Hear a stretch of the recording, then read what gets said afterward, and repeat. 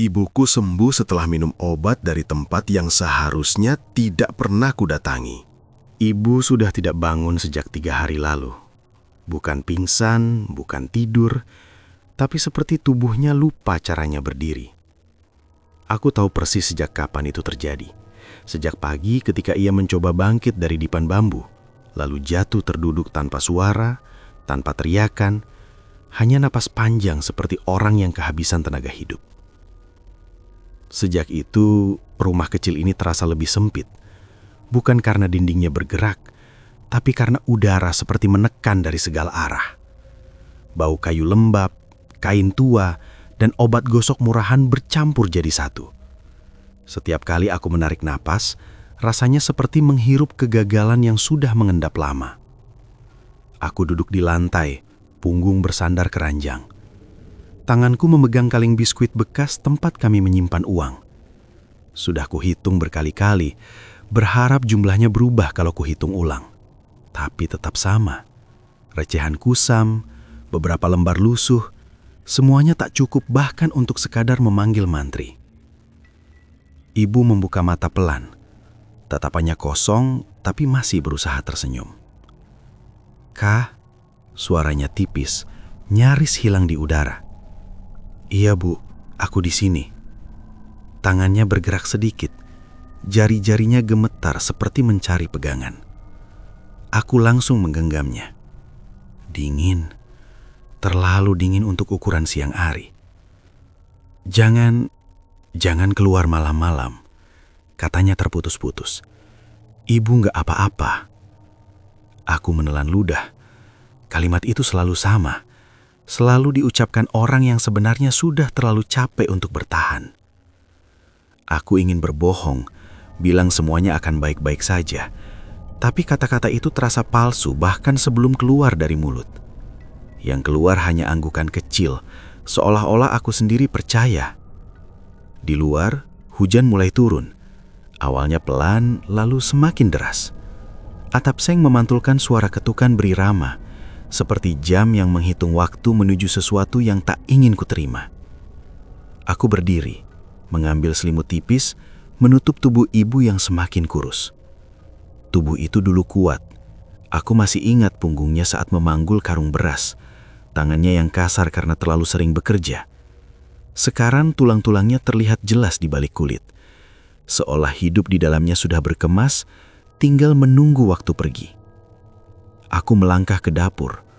Kompor minyak tanah kosong. Panci hanya berisi air hangat. Tak ada nasi, tak ada lauk. Aku menatap dinding yang penuh noda asap. Dan untuk pertama kalinya, aku merasa marah. Bukan pada keadaan, tapi pada diriku sendiri. Terlalu lama berharap keadaan berubah dengan sendirinya. Sore itu, ibu kembali batuk. Batuk kering yang terdengar menyakitkan. Seperti ada sesuatu yang ingin keluar, tapi tak mampu. Aku kembali ke sisinya, mengelap keringat di dahinya. "Maaf, Bu." Kata-kata itu keluar tanpa sadar. Ibu menggeleng lemah. "Kamu sudah cukupkah?"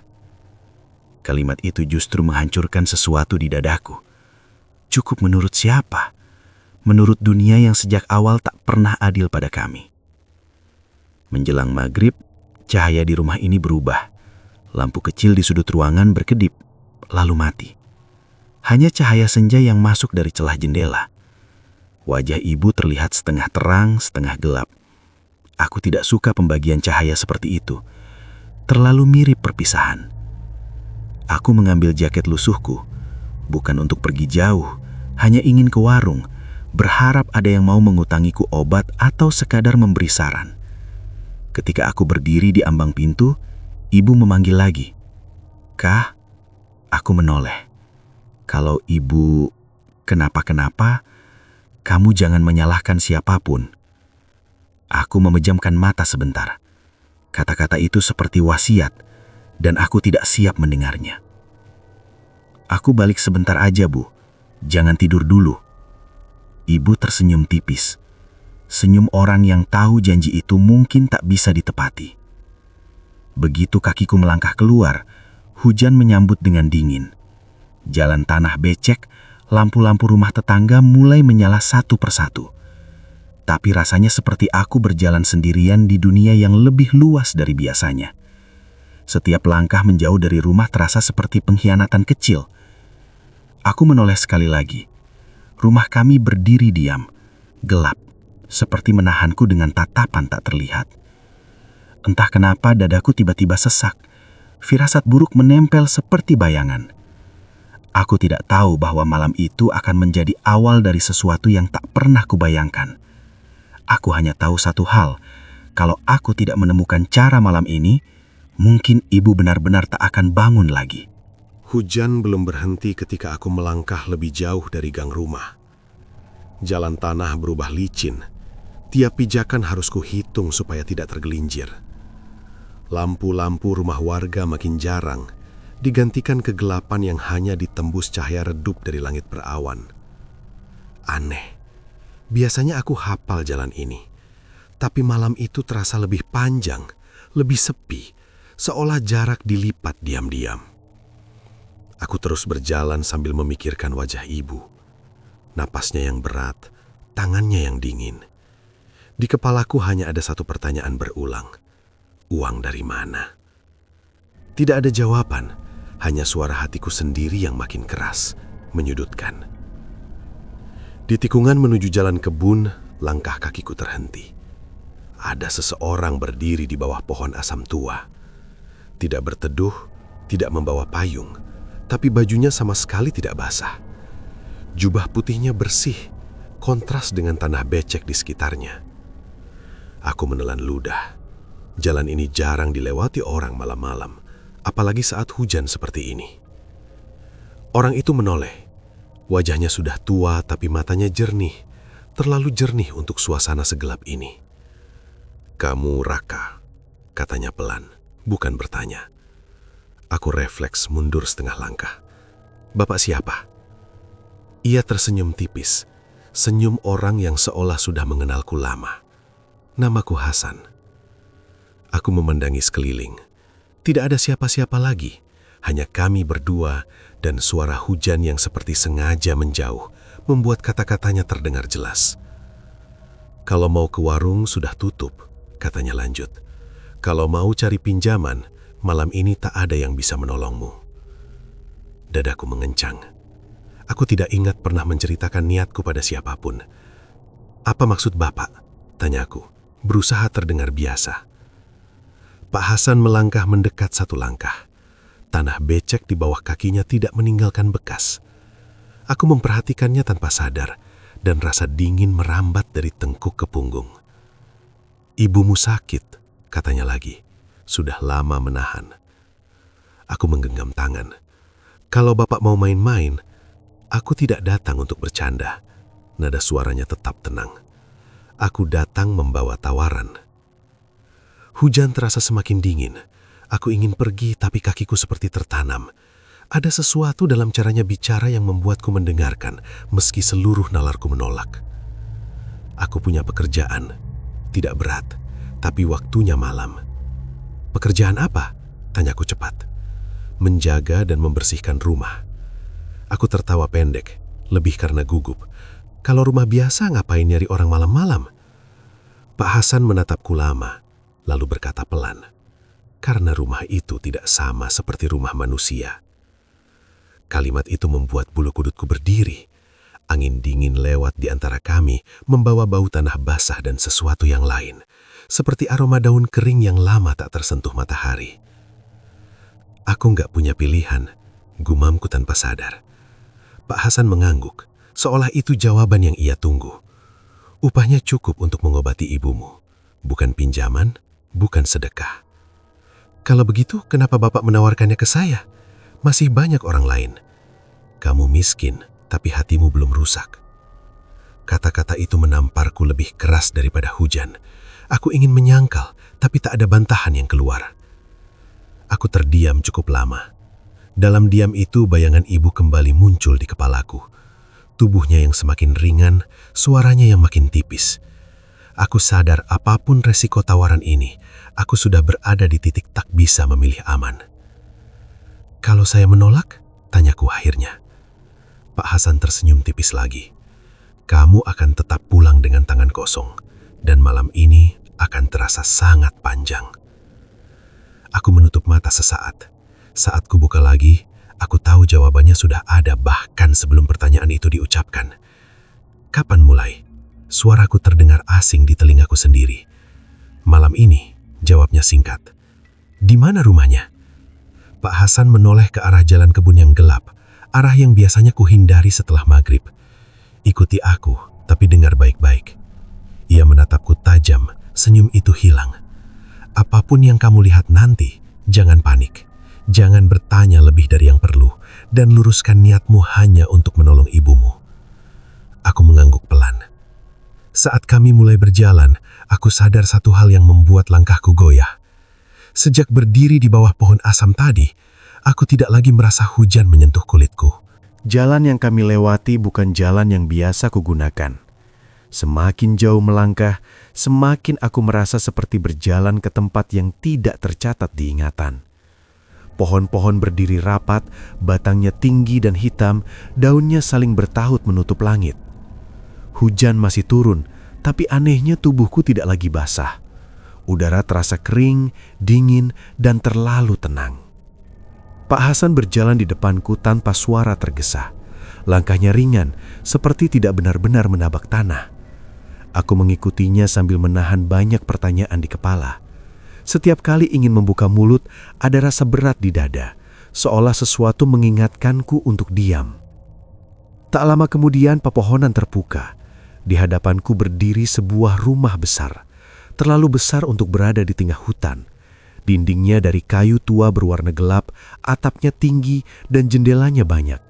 Lampu-lampu minyak menyala di beberapa sudut, padahal aku tidak melihat satupun kabel atau genset. Ini rumahnya, kata Pak Hasan. Aku menatap bangunan itu lama. Perasaanku campur aduk antara kagum dan takut. Rumah itu tidak tampak rusak, justru terawat. Tapi ada sesuatu yang salah. Aku baru menyadarinya saat melangkah lebih dekat. Aku melihat ke tanah. Bayanganku tidak ada. Aku berhenti mendadak. Kakiku refleks mundur satu langkah. Aku menunduk, menggeser badan, mencoba memastikan. Lampu menyala, tubuhku jelas terlihat. Tapi tidak ada bayangan yang mengikuti. Gak usah dicek berulang-ulang, ujar Pak Hasan tenang.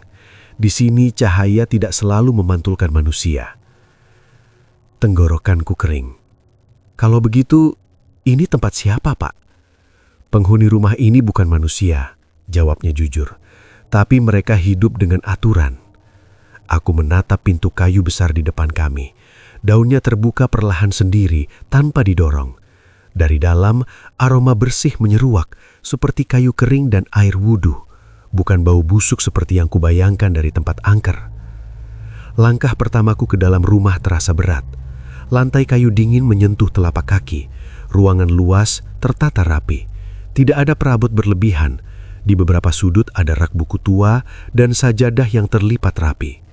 Aku menoleh ke kiri dan ke kanan. Tidak ada siapa-siapa. Tugasmu sederhana. Membersihkan ruangan, menyiapkan air, dan memastikan rumah ini tetap terjaga. Terjaga dari apa? Tanyaku. Pak Hasan menatapku. Dari niat buruk. Jawaban itu tidak menenangkanku sama sekali. Aku melangkah lebih dalam. Di salah satu ruangan, aku melihat pantulan diriku di cermin besar. Wajahku pucat, mataku cekung. Aku menghela nafas lega sesaat. Setidaknya aku masih terlihat. Tapi rasa lega itu langsung hilang ketika kusadari satu hal lain. Di cermin itu, aku juga tidak punya bayangan. Aku memalingkan wajah cepat-cepat. Jantungku berdegup keras. Aku ingin bertanya, ingin lari, ingin keluar. Tapi bayangan ibu kembali muncul di kepalaku. Tubuhnya dirancang bambu, nafasnya berat. Rasa takut ini tiba-tiba terasa kecil dibanding kemungkinan kehilangannya. Kamu aman di sini, suara Pak Hasan terdengar di belakangku. Selama kamu tidak melanggar. Melanggar apa? Tanyaku lirih. Jangan menyentuh ruangan yang tertutup tirai hitam. Jangan mengangkat sajadah saat malam. Dan jangan mentertawakan apapun yang kamu dengar. Aku mengangguk cepat, menyimpan semuanya dalam ingatan seperti hafalan hidup dan mati. Tiba-tiba, dari arah dalam rumah terdengar suara lirih. Bukan langkah, bukan bisikan. Suara orang mengaji, pelan dan tartil. Ayat-ayat itu bergema lembut, mengalir di udara, membuat bulu kuduku bermerimang bukan karena takut, tapi karena terasa terlalu khusyuk untuk tempat seaneh ini. "Siapa itu?" tanyaku tanpa sadar. Pak Hasan tersenyum tipis. "Mereka sedang beribadah." "Mereka?" ulangku. Dia tidak menjawab, hanya melangkah pergi, meninggalkanku berdiri sendirian di tengah rumah besar tanpa bayangan. Aku menelan ludah, lalu mengambil sapu yang terletak di sudut ruangan. Tanganku gemetar saat mulai bekerja. Setiap gesekan sapu dengan lantai terasa menggema di kepalaku. Aku tidak tahu berapa lama waktu berlalu. Di tempat ini, waktu terasa tidak berjalan lurus. Saat aku berhenti sejenak untuk menghela nafas, aku merasakan sesuatu yang membuatku kaku. Ada yang berdiri di belakangku. Aku tidak mendengar langkah, tidak mencium aroma apapun, tapi aku tahu ada sesuatu di sana. Kehadirannya terasa seperti udara yang tiba-tiba lebih padat. Aku tidak berani menoleh. Di dalam hati, aku mengulang satu kalimat berulang-ulang, seolah doa paling jujur yang bisa kupanjatkan malam itu. Aku hanya ingin ibuku sembuh. Aku tidak datang untuk apapun selain itu. Aku tetap membeku beberapa detik, sebelum akhirnya memberanikan diri menoleh.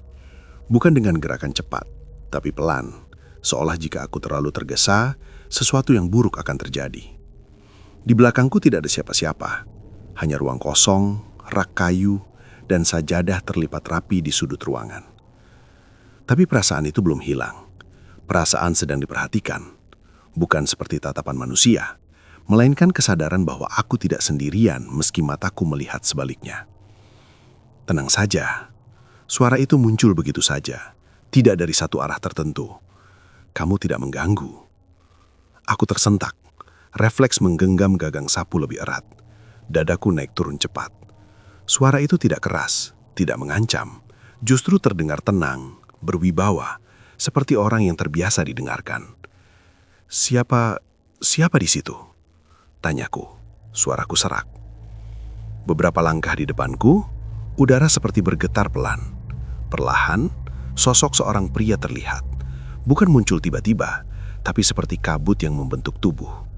Wajahnya jelas, sorot matanya teduh, janggutnya rapi, pakaiannya sederhana, bersih, dan wangi samar seperti air wudhu. "Aku Rahim," katanya. "Kamu bisa memanggilku Ustadz Rahim." Aku menelan ludah. Lututku terasa lemas, tapi anehnya rasa takutku tidak meledak. Yang ada justru rasa sungkan, seperti berdiri di depan orang yang lebih tua dan berilmu. Saya Raka," jawabku terbata. "Saya cuma kerja di sini." Ustadz Rahim mengangguk pelan. "Kami tahu, dan kami tahu niatmu." Kalimat itu membuat tengkuku dingin. Aku tidak pernah mengucapkan niatku keras-keras, bahkan pada diriku sendiri. Tapi di sini rasanya semua hal yang kusembunyikan terlihat jelas. Kami tidak menyukai manusia yang datang dengan keserakahan, tapi kamu datang dengan rasa takut dan cinta. Itu berbeda. Aku terdiam. Kata cinta terdengar asing di tempat seperti ini, tapi justru itulah yang membuat dadaku terasa sesak. "Pak Hasan bilang rumah ini dihuni bukan manusia," kataku hati-hati. "Benar," jawabnya tanpa ragu. "Kami jin, dan kami muslim." Tidak ada dentuman, tidak ada rasa horor seperti yang sering diceritakan orang. Kata itu diucapkan biasa saja, seolah ia mengatakan, "Kami tetangga dari kampung sebelah." "Kenapa saya tidak punya bayangan di sini?" tanyaku. Ustadz Rahim menatap lantai. "Karena di rumah ini, cahaya tidak mengenal tubuhmu sepenuhnya. Kamu masih tamu, belum sepenuhnya diakui ruang." Ayabatan itu membuatku merinding. Aku tidak yakin ingin diakui oleh rumah seperti ini. Aku melanjutkan pekerjaanku dengan pengawasan yang tidak kasat mata. Setiap kali aku menyapu, aku merasa seperti sedang diuji. Bukan soal bersih atau tidak, tapi soal niat. Saat pikiranku melayang pada upah, dadaku terasa berat. Tapi ketika aku mengingat ibu, gerakanku terasa lebih ringan. Jangan pernah berniat mengambil sesuatu dari rumah ini. Suara Ustadz Rahim terdengar lagi, kini dari arah lain. Bahkan rasa ingin tahu berlebih pun bisa menjadi bentuk mengambil. Apa yang akan terjadi kalau melanggar? Kami tidak menyakiti, tapi dunia manusia penuh dengan hal-hal yang menunggu celah. Aku tidak bertanya lagi. Di tengah malam yang entah pukul berapa, aku mendengar suara air mengalir. Aku mengikuti suara itu sampai ke sebuah ruangan kecil. Di sana ada tempayan batu berisi air jernih. Permukaannya tenang, memantulkan wajahku yang tampak lebih lelah dari sebelumnya. Itu untuk bersuci, kata Ustadz Rahim. Airnya bersih, tapi jangan kau bawa keluar tanpa izin. Aku mengangguk. Keheningan kembali menyelimuti rumah. Tapi keheningan ini berbeda. Tidak menekan, tidak mencekik. Lebih seperti masjid kosong setelah sholat malam. Sunyi, tapi hidup. Sebelum fajar, Pak Hasan muncul kembali. Cukup untuk malam ini, katanya. Kamu boleh pulang. Aku meletakkan sapu. Ibu saya, apa benar bisa ditolong? Pak Hasan tidak langsung menjawab. Ustadz Rahim berdiri di sampingnya, menatapku lama. Kami menolong sejauh yang diizinkan. Kesembuhan tetap milik Tuhan. Kami hanya perantara. Kalimat itu entah kenapa membuatku lebih tenang. Saat aku melangkah keluar rumah, aku menoleh sekali lagi. Untuk sesaat, di lantai kayu dekat pintu, aku melihat bayangan diriku sendiri. Tipis, samar, tapi ada. Aku tidak tahu apakah itu pertanda baik atau justru peringatan. Yang ku tahu, sejak malam itu, aku sadar satu hal. Aku sedang bekerja di tempat yang tidak menuntut tenagaku, tapi menimbang isi hatiku. Ustadz Rahim memintaku duduk bersila di lantai kayu. Aku menuruti tanpa bertanya, meski kakiku masih terasa dingin sejak keluar dari ruangan air tadi. Lampu minyak di sudut ruangan menyala stabil. Nyalanya kecil, tapi cukup menerangi wajahnya yang tenang. Tidak ada bayangan di bawah kami berdua. Aku sudah berhenti memeriksanya, tapi rasa ganjil itu tetap ada, menetap seperti duri kecil di dada. Kamu lelah, katanya pelan. Aku mengangguk. Takut juga. Ia tersenyum tipis. Takut itu penjaga. Yang berbahaya adalah merasa berkuasa. Kalimat itu terasa seperti ditujukan bukan hanya untuk malam ini, tapi untuk hidupku secara keseluruhan. Aku menunduk, menunggu. Di tempat ini, aku belajar bahwa diam sering lebih aman daripada banyak bicara. Ustadz Rahim merogoh lengan bajunya. Dari sana, ia mengeluarkan sebuah botol kecil. Botol kaca bening, ukurannya tak lebih besar dari ibu jariku. Isinya cairan jernih, hampir tak berwarna. Jika tidak diperhatikan betul-betul, orang bisa mengira itu hanya air biasa. Ini bukan obat seperti yang dikenal manusia, katanya. Ini perantara. Aku menerima botol itu dengan dua tangan. Begitu menyentuh kulitku, rasa dingin menjalar cepat. Bukan seperti es, tapi seperti embun dini hari yang terlalu lama menyentuh tulang. Aku refleks menarik napas dalam. Untuk ibumu, lanjutnya. Tapi dengarkan baik-baik. Aku mengangguk cepat. 3 tetes, katanya tegas. Setelah subuh, dicampur air putih. Tidak lebih, tidak kurang. Kalau kurang, tanyaku. Tidak bekerja, jawabnya singkat. Kalau lebih? Ustadz Rahim menatapku lama. Tatapan itu tidak mengancam, tapi cukup untuk membuatku paham bahwa aku tidak ingin tahu jawabannya lewat pengalaman. Obat ini tidak menyembuhkan, katanya kemudian. Ia hanya membuka jalan. Tubuh ibumu yang akan memutuskan. Aku menggenggam botol itu lebih erat. Tanganku sedikit gemetar. Apa ada akibatnya? Ada batas, jawabnya. Selama kamu menghormati batas itu, tidak ada yang mengikuti. Kata mengikuti membuat tengkukku dingin. Aku teringat bayangan hitam yang kulihat semalam di tepi penglihatanku, meski belum berani kuceritakan. Jangan kau anggap botol itu penyelamat, katanya lanjut. Dan jangan kau simpan dengan rasa takut. Takut berlebih bisa mengundang hal-hal yang tidak diundang. Aku mengangguk lagi. Rasanya seperti sedang menerima amanah yang jauh lebih besar dari sekedar obat. Pak Hasan muncul dari ambang pintu. "Waktunya pulang," katanya. Aku berdiri, menyimpan botol itu di saku dalam jaketku. Selangkah sebelum keluar, aku berhenti. "Ustadz," kataku pelan, "kenapa membantu saya?" Ustadz Rahim senyum. Senyum orang yang tidak merasa sedang berbuat besar. "Karena kamu datang bukan untuk meminta kaya. Kamu datang untuk mempertahankan satu nyawa." Kalimat itu membuat mataku panas. Aku tidak menjawab. Takut kalau aku bicara, suaraku akan pecah. Perjalanan pulang terasa berbeda. Jalan yang semalam gelap dan terasa panjang, kini seperti dilipat. Langkahku cepat, bukan karena tidak takut, tapi karena ada sesuatu di dadaku yang mendorong aku pulang secepat mungkin. Botol kecil di saku jaketku terasa berat, jauh lebih berat dari ukurannya. Saat sampai di depan rumah, langit mulai memucat. Azan subuh belum terdengar, tapi udara sudah berubah. Aku masuk perlahan, takut membangunkan ibu. Tapi ternyata ia terjaga. Matanya terbuka, menatap langit-langit. "Kamu dari mana?" tanyanya lemah. Aku duduk di sampingnya. "Cari kerja, Bu." Ibunya menatapku lama lalu mengangguk pelan. "Ibu mimpi aneh." "Mimpi apa?" Ada orang berdiri jauh. Tidak kelihatan wajahnya, tapi rasanya menenangkan. Aku menahan napas. Tanganku refleks menyentuh saku jaket. Setelah subuh, aku menyiapkan air putih di gelas kaca. Tanganku bergetar saat membuka botol kecil itu. Tidak ada bau apapun. Cairannya tetap jernih, tenang, seolah tidak terjadi apa-apa meski dunia di sekitarnya berdebar. 1 tetes, 2 tetes, 3 tetes. Aku menutup botol itu rapat-rapat. Tidak ada dorongan untuk menambah, tidak ada bisikan, tapi justru itulah yang membuatku waspada. Aku membantu ibu minum perlahan. Ia meringis sebentar, lalu menghela napas panjang.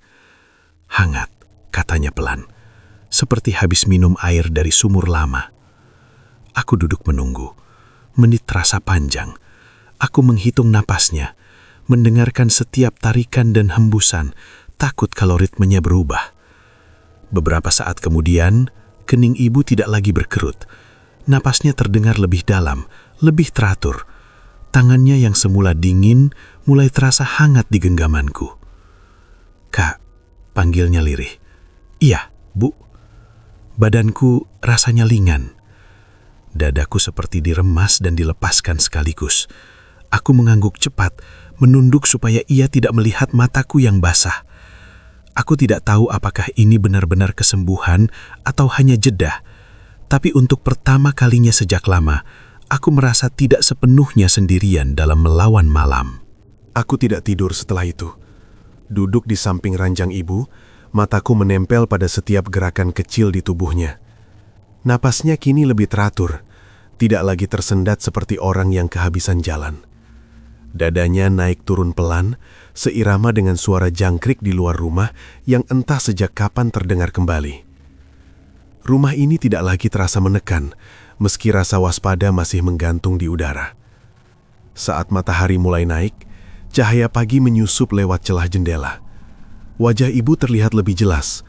Warna pucat yang biasanya menempel di kulitnya mulai memudar, digantikan rona lelah yang lebih manusiawi.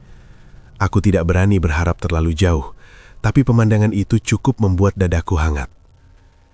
Ibu menggerakkan jarinya. Gerakan kecil, hampir tak terlihat, tapi cukup membuatku menegakkan badan. "Bu," panggilku pelan. Kelopak matanya bergetar, lalu terbuka. Tatapannya belum fokus, tapi ada kesadaran di sana.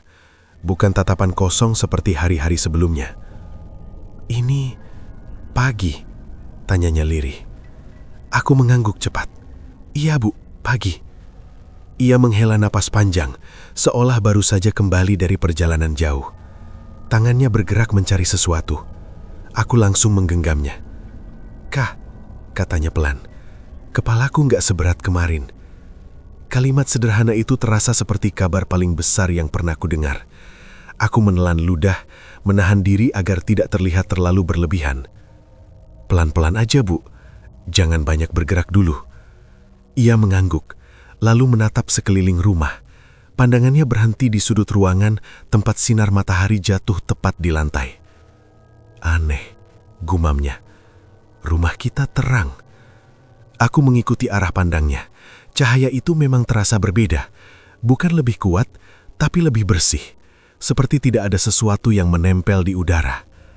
Siang itu, ibu bisa duduk dengan bantuan. Punggungnya masih lemah, tapi tidak lagi roboh seperti sebelumnya. Ia bahkan meminta minum sendiri.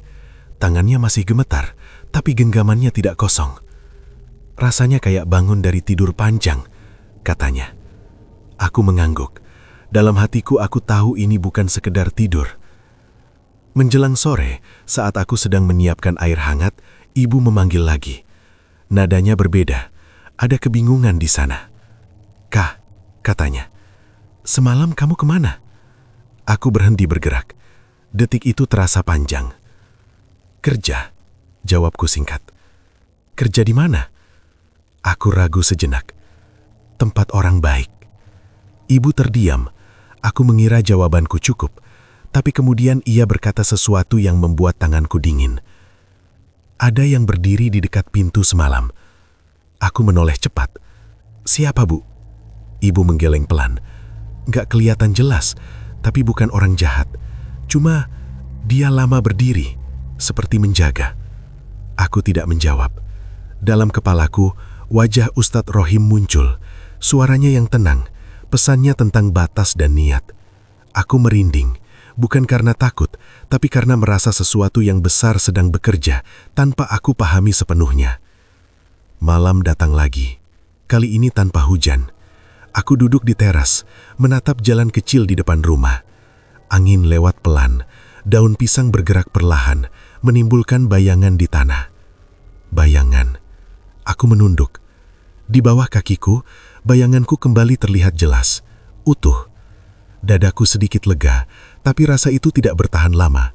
Saat aku mengangkat kepala, mataku menangkap sesuatu di ujung jalan. Sebuah bayangan berdiri diam, lebih gelap dari malam di sekitarnya. Tidak bergerak, tidak mendekat. Aku berdiri. "Siapa?" tanyaku. Tidak ada jawaban. Bayangan itu perlahan memudar, menyatu dengan gelap. Tapi perasaan diawasi tidak ikut pergi. Malam itu terasa lebih sunyi dari biasanya, seolah sesuatu sedang menunggu giliran. Aku kembali masuk, memastikan pintu terkunci. Ibu sudah tertidur, napasnya tenang. Aku duduk di sampingnya, memandangi wajah yang kini tampak lebih hidup. Dalam hatiku ada rasa syukur yang besar, tapi bersamanya muncul juga ketakutan baru. Kesembuhan ini mungkin belum selesai menagih apa yang menjadi syaratnya. Malam itu, aku tidak langsung kembali ke rumah Pak Hasan. Aku menunggu, duduk di ruang tengah dengan lampu dimatikan. Hanya cahaya bulan yang masuk lewat jendela. Ibu tidur lebih nyenyak dari malam-malam sebelumnya. Napasnya dalam, teratur. Setiap tarikan napas itu seperti bukti bahwa obat dari malam itu benar-benar bekerja. Tapi ketenangan itu terasa terlalu tipis, seperti permukaan air yang tenang tapi menyimpan arus di bawahnya. Sekitar tengah malam, udara di rumah berubah. Tidak dingin, tidak panas, hanya terasa berat. Lampu yang tadinya mati menyala sendiri. Bukan terang, hanya cukup untuk membuat bayangan-bayangan di dinding bergerak pelan. Aku berdiri, jantungku berdetak lebih cepat. Pintu depan tidak terbuka, tapi aku tahu ada sesuatu di luar. Bukan perasaan takut, lebih seperti peringatan. Aku melangkah keluar, menutup pintu pelan di belakangku. Di halaman, Pak Hasan sudah berdiri, sama seperti pertama kali kami bertemu. Jubahnya kering, wajahnya tenang. "Kamu melihatnya kan?" katanya. Aku tidak pura-pura tidak tahu. Bayangan di ujung jalan. Pak Hasan mengangguk. Ia tertarik pada perubahan. "Perubahan apa?" "Kesembuhan," jawabnya singkat. Aku menggembalkan tangan. Ibu saya nggak minta apa-apa selain sembuh. Dan itulah sebabnya ia belum disentuh, katanya. "Tapi kamu?" Ia menatapku lama. Tatapan itu membuat dadaku tidak nyaman. "Apa yang salah dengan saya?" tanyaku. "Kamu menerima perantara," jawabnya. "Tidak semua makhluk suka manusia dibantu tanpa harga." Aku terdiam. "Jadi ini soal bayarannya?" Pak Hasan menggeleng pelan. "Bukan uang, bukan nyawa, tapi pilihan." Kami berjalan beberapa langkah menjauh dari rumah. Udara terasa semakin sunyi, suara malam seperti ditarik pergi. "Selama kamu bekerja di rumah itu, kamu berada dalam perlindungan. Ibumu juga." "Kalau saya berhenti?" Pak Hasan tidak langsung menjawab. Ia menatap langit sebentar lalu berkata, "Perlindungan itu tidak permanen." Dadaku mengencang. "Berarti saya harus terus bekerja." "Bukan harus," katanya. "Kamu boleh berhenti, tapi setelah itu kamu dan ibumu kembali sepenuhnya ke dunia yang suka menarik sesuatu yang sudah hampir diambil." Aku mengerti maksudnya, dan itu membuat tenggorokanku kering. "Apa makhluk itu akan mengganggu ibu saya?" tanyaku. "Tidak jika kamu tetap berada di jalur," jawabnya. "Tapi ada syarat." Aku mengangguk pelan. "Apapun?" Pak Hasan menatapku tajam. "Jangan pernah membuka botol obat itu lagi." Aku terkejut. "Tapi isinya masih..." "Bukan soal isinya," potongnya. "Botol itu sekarang bukan lagi sekedar wadah. Ia penanda." "Penanda apa?" "Bahwa kamu sudah menerima, dan penerimaan yang diulang bisa dibaca sebagai permintaan tambahan." Aku terdiam. Tanganku refleks menyentuh saku jaket tempat botol itu kusimpan. "Kalau ibu saya kembali sakit?" tanyaku lirih. "Kalau kamu panik, kamu akan salah memilih," kata Pak Hasan tenang. "Dan pilihan yang salah selalu punya penagih." Kata penagih membuat bulu kuduku berdiri. Aku mengangguk, meski di dalam hatiku ada penolakan yang kuat. Bagaimana mungkin aku diam saja jika ibu kembali terbaring lemah? "Selain itu," lanjutnya, "jangan pernah menceritakan asal obat itu pada siapapun. Termasuk ibu saya. Terutama ibu kamu." Kami kembali mendekati rumah. Lampu di dalam sudah mati lagi. Segalanya terlihat normal, seolah percakapan ini tidak pernah terjadi. "Ini harga kesembuhan yang kamu terima," kata Pak Hasan sebelum pergi. "Bukan penderitaan, tapi kewaspadaan." Ia melangkah menjauh dan malam kembali seperti biasa. Tapi aku tahu sejak saat itu, setiap keputusan kecilku akan diperhatikan oleh sesuatu yang tidak kasat mata. Aku masuk ke dalam rumah. Ibu masih tidur. Wajahnya tenang. Aku duduk di sampingnya, memandangi botol kecil di tanganku. Benda sederhana itu kini terasa lebih berat dari apapun yang pernah kumiliki. Aku tidak tahu berapa lama aku harus menjaga pilihan ini.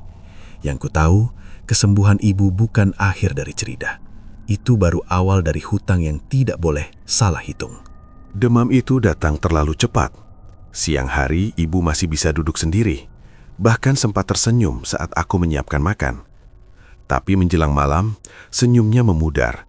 Kulitnya kembali panas, nafasnya memendek, dan matanya menatap kosong ke arah langit-langit seolah sesuatu menariknya pergi perlahan. Aku meraba keningnya. Panasnya bukan panas biasa. Ada dingin tipis di baliknya, seperti tubuh yang bingung menentukan arah. "Bu?" panggilku pelan. Ibu menggerakkan bibir, tapi tidak ada suara yang keluar. Tangannya mencengkram ujung selimut. Cengkraman itu kuat, penuh ketakutan. Dadaku langsung sesak. Kata-kata Pak Hasan terngiang jelas di kepalaku. "Jangan panik. Jangan membuka botol itu lagi. Jangan memilih dengan rasa takut." Aku berdiri, mondar-mandir di ruang sempit rumah. Pikiranku kacau. Aku mencoba menenangkan diri, mengambil air, mengompres kening ibu. Tidak ada perubahan. Nafasnya justru terdengar semakin berat, seperti orang yang sedang berlari dalam tidur. "Kah?" Suaranya keluar akhirnya, tapi sangat pelan. "Dingin." Aku menggenggam tangannya. "Sebentar, Bu, aku di sini." Dalam hatiku, ada dua suara yang saling bertabrakan. Yang satu mengingatkan larangan, yang lain berteriak lebih keras. Jangan biarkan dia kembali tenggelam. Jangan kehilangan kesempatan kedua. Aku menatap saku jaket yang tergantung di dinding. Botol kecil itu ada di sana. Diam. Tidak bersinar, tidak bergetar, tidak menggoda. Itu justru yang membuatku takut. Aku duduk di lantai, memegangi kepala. Kalau aku salah, salahnya ke aku, Gumamku, bukan ke ibu. Kalimat itu terdengar seperti pembenaran, tapi aku menerimanya. Aku berdiri, mengambil jaket, dan merogoh saku dalam. Botol itu terasa lebih dingin dari sebelumnya, seperti sudah lama menunggu disentuh lagi. Tanganku gemetar saat membukanya. Aku tahu betul aturannya, 3 tetes, tidak lebih. Tapi kali ini aku tidak menghitung. Pikiranku hanya satu, membuat panas itu turun, membuat nafas ibu kembali teratur. Aku menuang cairan itu ke dalam gelas air, jumlahnya lebih banyak dari sebelumnya. Aku sadar itu, tapi tidak menghentikan diri. "Minum, Bu," kataku cepat sambil mengangkat kepala ibu. Ibu menelan perlahan, 1 tegukan, 2. Wajahnya meringis, lalu matanya terbuka lebih lebar dari sebelumnya. Udara di rumah berubah. Lampu yang mati sejak sore berkedip, lalu menyala redup. Angin masuk dari jendela yang tertutup rapat. Aku mendengar suara langkah, bukan dari luar, tapi dari dalam rumah. Langkah berat, pelan, mengitari ruangan. Aku berdiri di antara ibu dan pintu. Jantungku berdegup keras. "Kah?" Ibu berbisik. "Itu siapa?" Aku membuka mulut untuk menjawab, tapi kata-kata tertahan. Dari arah dapur, terdengar suara nafas lain. Bukan manusia. Terlalu dalam, terlalu lambat. Seperti udara yang dipaksa melewati ruang sempit. "Keluar," kataku pelan, lebih seperti permintaan daripada perintah. Langkah itu berhenti. Aku merasakan tekanan di dada, seolah ada sesuatu yang menempel di udara, menunggu aku menyerah. Botol kecil di tanganku tiba-tiba panas. Aku refleks menjatuhkannya. Botol itu menggelinding di lantai, berhenti tepat di depan pintu kamar ibu. Lalu suara itu muncul, bukan keras, tapi jelas, seperti bisikan yang tidak memakai udara. "Kau membuka jalan 2 kali." Aku menelan ludah. "Aku cuma mau ibu saya sembuh. Harga sudah ditetapkan. Kau menawar ulang." Lampu padam. Gelap menyelimuti rumah. Aku mendengar ibu menarik nafas panjang, lalu terdiam. Ketakutan menusukku lebih dalam dari apapun. "Bu," aku raba-raba, mencari tangannya. Aku menemukannya. Masih hangat, masih hidup. Tiba-tiba, lantai kayu bergetar pelan. Bukan gempa, lebih seperti langkah lain yang datang dari arah berbeda. Langkah yang lebih ringan, lebih teratur. Udara yang berat perlahan mengendur. Lampu menyala kembali. Di ambang pintu, berdiri sosok yang sudah kukenal. Wajahnya tenang, matanya tajam. "Raka," suara Ustaz Rahim terdengar rendah. "Kamu melanggar." Aku menunduk. Kata-kata hilang. Tidak ada pembelaan yang pantas. Ustaz Rahim melangkah masuk. Suara lain itu menghilang seperti ditarik pergi. Ia mengambil botol kecil di lantai, menutupnya, lalu menyimpannya dalam kain putih. "Ibumu selamat," tapi batasnya retak. Aku mengangkat kepala. Apa yang akan terjadi? Ustaz Rahim menatapku lama. "Sekarang, yang memperhatikanmu bukan satu." Dadaku dingin. Aku menoleh ke arah ibu. Nafasnya kembali teratur. Wajahnya lebih tenang dari sebelumnya, seolah tidak ada hal yang terjadi. "Ini salah saya," kataku pelan. "Benar," jawab Ustaz Rahim tanpa marah. "Dan karena itu, kamu tidak boleh pergi." "Maksudnya?" "Kamu harus menyelesaikan apa yang sudah kamu mulai. Kalau tidak, yang datang berikutnya tidak akan mengetuk. Ia akan langsung masuk." Ia berbalik menuju pintu. "Besok malam, datanglah lebih awal." Aku berdiri kaku di tengah rumah. Botol itu kini tidak ada di tanganku, tapi rasa panasnya masih tertinggal. Aku menyadari satu hal dengan sangat jelas. Kesalahanku malam ini tidak membatalkan kesembuhan ibu. Ia justru mengubah arah hidupku. Dan jalan yang terbuka ini tidak lagi bisa kututup dengan doa saja. Pagi itu, ibu bangun dengan senyum. Bukan senyum lelah seperti kemarin, tapi senyum yang benar-benar hidup. Ia duduk sendiri, menyisir rambutnya pelan, bahkan menegurku karena lupa makan. Pemandangan itu terasa janggal, hampir tidak masuk akal setelah apa yang terjadi semalam. "Kamu kelihatan pucat," katanya. "Sakit?" Aku menggeleng. "Kurang tidur." Ia tertawa kecil. Suara itu membuat dadaku sesak. Semua yang kulakukan, semua yang kulanggar, terasa sepadan saat melihatnya seperti ini. Tapi justru karena itu, aku tahu aku tidak bisa lari dari konsekuensinya. Menjelang maghrib, aku bersiap. Bukan dengan rasa takut yang sama seperti pertama kali, tapi dengan kepastian yang dingin. Aku pamit pada ibu tanpa banyak kata. "Jangan pulang malam-malam," pesannya. Aku mengangguk. "Kalau terlambat, pintunya jangan ditunggu." Ibu menatapku lama, seolah ingin bertanya lebih, tapi akhirnya hanya mengangguk. Ia tidak tahu bahwa sejak malam tadi, aku mungkin sudah tidak punya jalan pulang yang sama. Langkahku menuju jalan kebun terasa lebih berat dari biasanya. Tapi tidak ada hujan, tidak ada kabut. Jalan terlihat biasa. Terlalu biasa sampai aku menyadari sesuatu yang membuatku berhenti. Bayanganku masih ada. Jelas, utuh. Aku menarik nafas lega, tapi rasa itu cepat hilang. Karena saat aku menoleh ke samping, aku melihat bayangan lain berjalan sejajar denganku. Lebih tinggi, lebih gelap, tidak memiliki tubuh.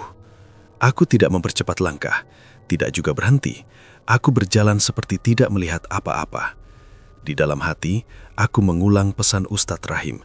Jangan panik, jangan bertanya lebih dari yang perlu. Di tikungan pohon asam, Pak Hasan sudah menunggu. Kali ini wajahnya lebih serius.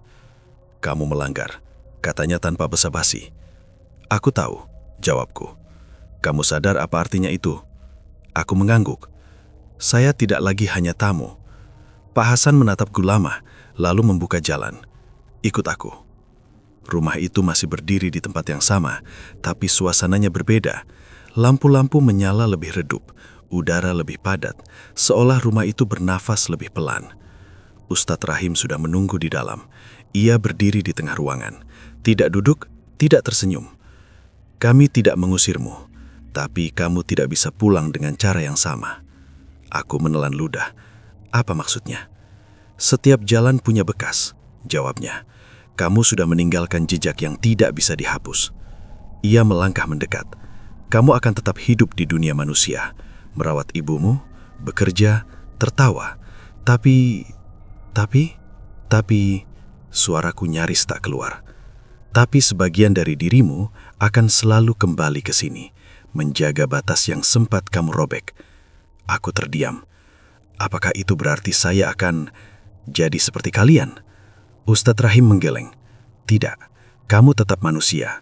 Justru itu yang kami butuhkan." Pak Hasan menambahkan, "Kamu akan menjadi jalan pulang." Kalimat itu menggantung di udara. Berat, tapi jelas. Malam itu aku tidak diberi tugas menyapu atau membersihkan. Aku hanya diminta berdiri di ambang pintu rumah itu, menatap hutan yang sunyi. Aku merasakan sesuatu bergerak di sekelilingku, tapi tidak mengganggu. Mereka lewat, memperhatikanku, lalu pergi. Sebelum fajar, Ustadz Rahim mendekat dan menepuk bahuku pelan. "Kamu boleh pulang." Aku melangkah keluar. Jalan yang kulalui sama, tapi rasanya berbeda. Lebih panjang, lebih sunyi, seolah setiap langkah dicatat. Saat sampai di depan rumah, aku menoleh ke belakang. Tidak ada rumah besar, tidak ada hutan rapat, hanya jalan biasa. Ibu menyambutku dengan wajah khawatir. "Kamu dari mana?" Aku senyum tipis. "Kerja lembur." Ia mengomel kecil, lalu masuk ke dapur. Aku berdiri sendiri di teras, menatap tanah. Bayanganku ada, tapi di sampingnya ada satu bayangan lain. Diam, tidak mengganggu, mengikuti kemanapun aku melangkah. Aku tidak merasa takut lagi. Aku hanya tahu satu hal. Aku sudah pulang, tapi bukan ke hidup yang sama. Jalan yang kutempuh sekarang bercabang dua. Satu untuk dunia manusia, satu lagi untuk dunia yang pernah menolongku. Dan selama aku masih berjalan lurus, kedua jalan itu tidak akan saling menelan.